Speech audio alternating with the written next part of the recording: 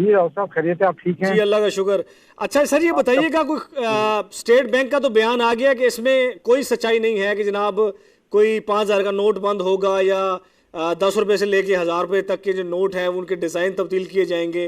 जी गो जी के social media पे ऐसी खबरें चल रही हैं, इवन डिज़ाइन भी सामने आ गए हैं। जी राव जी, जब वो वीर खाना बनने से पहले हम्म। उन्होंने ये प्लान बनाया था, ये बात भी हुई थी, लेकिन अच्छा। इसका नुकसान ये पहुंचा कि लोगों ने अपने जो 5,000 के नोट थे, हम्म। अगर आपको याद हो, डॉलर एक बार नीचे आके फिर ऊपर गया है। ठीक है।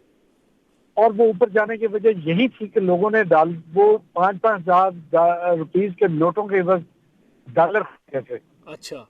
और अब सब जो इस तरह के जिन्होंने ब्लैक मनी पड़ी हुई थी हम्म। और जिन्होंने उसका जो उन्होंने एमनेस्टी स्कीम निकाली थी, फायदा नहीं उठाया, हम्म। उन लोगों ने अपने नोटों को डॉलर्स में या यूरो में या फॉरेन करेंसी में कन्वर्ट करा लिया। हम्म। और इससे वो इनके हिस्सा बंद करने का नोटों का हम्म। बाहर कोई फायदा नजर नहीं आएगा, ना कोई ये बहुत ज्यादा बेनिफिट उठा सकेंगे। हम्म। इसकी इसकी बजाय इन्हें ये चाहिए, हम्म। अगर करना है तो इसी आपका प्रोग्राम सुनते ही हुकूमत को ये चाहिए कि ये डॉलर को बाहर भेजने पे, डॉलर की खरीदो फरोख्त पे अच्छा। कम से कम 15 दिन के लिए पाबंदी लगाएं और उसके साथ 5,000 का नोट बंद कर दें। अच्छा। अच्छा। ये ये उसका मियाँ रिजल्ट मियाँ पॉसिबल आ मियाँ सकता नवाज शरीफ साहब के दौर में तो हम ये सुन रहे थे कि 10,000 का नोट भी आने वाला है सर। है। उन्हें उन्हें तो आसानी हो जाती है, जो लूट पाट का माल था वो हम्म। मियाँ साहब बहुत आसानी से हम्म। वो 10,000 के नोट छोड़ के उन्हें वो तो लाख का नोट भी निकाल लेते ताकि कम नोट उठाने पड़ते। अच्छा बटालवी साहब, ये बात सही है कि अगर करेंसी नोट के डिजाइन चेंज हो जाते हैं तो जो लोगों ने घरों में कैश जमा कराया हुआ है टैक्स से बचने के लिए, तो वो घरों से पैसा निकालेंगे नोट को एक्सचेंज करवाने के लिए, जब किसी भी फाइनेंशियल प्लेटफॉर्म पे लेके जाएंगे बैंक में या किसी करेंसी या मनी एक्सचेंजर के पास, तो उनको टैक्स भरना पड़ सकता है। अगर ये काम कर दिया जाए तो आपका क्या ख्याल है, ठीक नहीं होगा? ये हो सकता है, लेकिन मैं आपको बता रहा हूँ ना कि इन सब टैक्स चोरों ने हाँ। वो पैसा डॉलर और यूरो में या फॉरेन करेंसी में कन्वर्ट कर लिया हुआ है। ठीक है।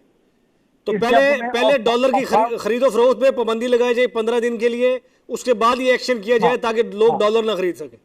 और मैं ये समझता हूँ कि इन्हें थोड़ा सा और मौका दिया जाए, हाँ। महीना 2 महीना, कि ये काम अगर अचानक करेंगे तो बेहतर रिजल्ट होगा। अच्छा। अच्छा, नरेंद्र अभी ये मोदी ने तो इंडिया में डीमोनेटाइजेशन की थी, उन्होंने भी नोटबंदी कर दी थी जिसकी वजह से कई लोगों ने खुदकुशी भी कर ली, उनके पैसे जाया हुए। लेकिन उनको फायदा ये हो गया, ब्लैक मनी काफी जनाब वो सामने आई और उनको फाइनेंशियली फायदा हुआ, गो के सोशली फायदा नहीं हुआ उन्हें।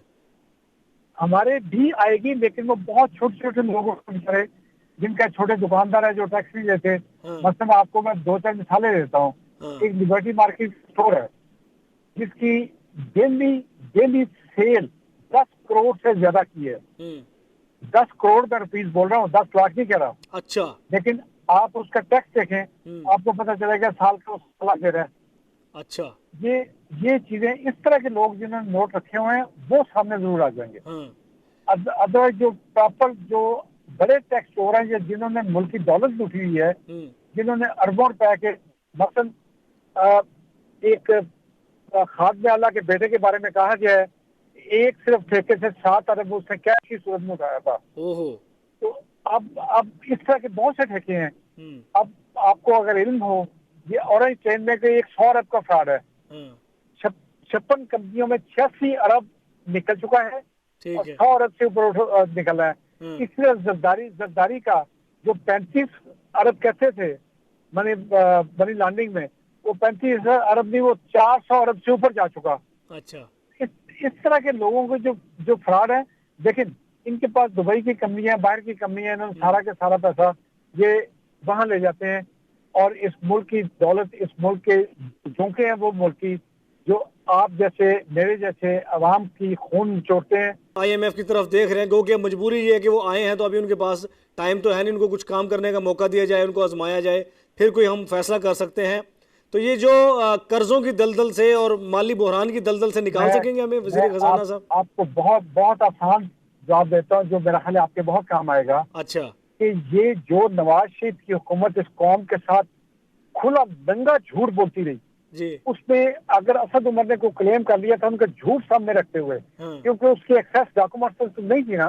या स्टेट बैंक के फिगर तक नहीं थी, हाँ, तो उसे उसकी बेस पे दावा किया होगा कि हमें जाने की जरूरत नहीं पड़ेगी। ठीक है। लेकिन जब आके देखा, इन डाकुओं की कार्रवाइयां देखी हैं, करतूतें देखी हैं, हाँ, तो उससे पता चला कि अब इसके सिवा कोई चाराकार नहीं ठीक है। कि हम IMF के पास थोड़े पैसे के लिए जाएं, लेकिन उन्होंने 4 अरब डॉलर इस्लामिक बैंक से भी कर लिया है, लोगों से भी पैसा कुछ इकट्ठा किया है, और उनका जो टारगेट है ठीक है, वो ठीक है इन सर। डाकुओं की दौलत वापस लाना है। अगर दौलत वापस आ जाए, आज जरदारी और नवाज शरीफ को लटकाएं खम्भों पे, हाँ, 1000 वाट के बिजली के नीचे उन्हें ठीक हो गया सर, करंट लगाएं, और ठीक उससे हो पैसा गया, निकल ठीक आएगा। हो गया, ठीक हो गया। बटालिया साहब और बहुत शुक्रिया।